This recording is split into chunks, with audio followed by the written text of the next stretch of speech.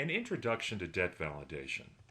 Debt validation is the legal means given in the Fair Debt Collection Practices Act to force the debt collector to prove the validity of a debt. To help explain why debt validation is necessary, I'm going to tell a little story.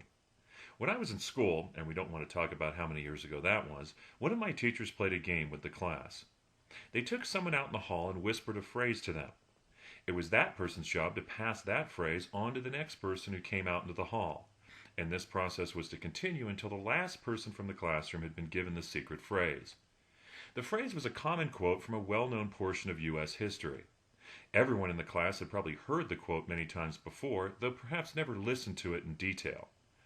And to the first few people who went out into the hall, I imagine the quote sounded familiar. As things kept going, however, everything seemed to fall apart. I don't remember what the quote we ended up with was, but it was absolutely nothing like the original one whispered in the hallway by the teacher, and I do remember it was nothing like any of us had ever heard. It was a jumbled mix of words that evolved from earlier mispronunciations and omissions that led to the complete butchering of a favorite quote from our nation's history.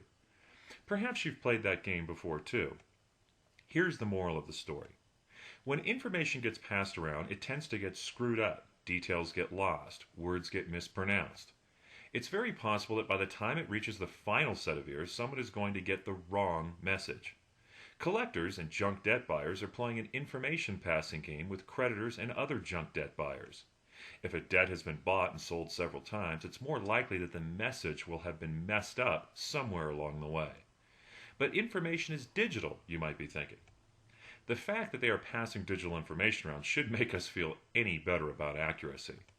File formats differ, computer systems differ, and the competence of the people who use, design, and maintain those systems all differ.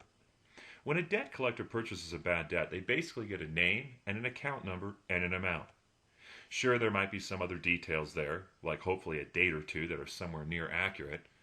What I'm saying is that they don't have a lot to go on in the first place, and if someone along the way has somehow jumbled the message, then there's a good chance that a debt collector will end up trying to collect on a debt that is in one way or another invalid. This is why debt validation exists. You probably don't need me to tell you that when things get jumbled along the way, it almost never happens in the consumer's favor. Dates get changed so they're more damaging, and certain numbers have a way of magically growing. Debt validation puts the burden of proof on the collector to assure that the details of the account are correct and that the collector does indeed have the legal right to collect on the debt. Whether the debt belongs to you or not, whether or not the account is yours, it doesn't matter. You have a right to ask the collector for legal validation of the debt. And just what is a valid form of validation?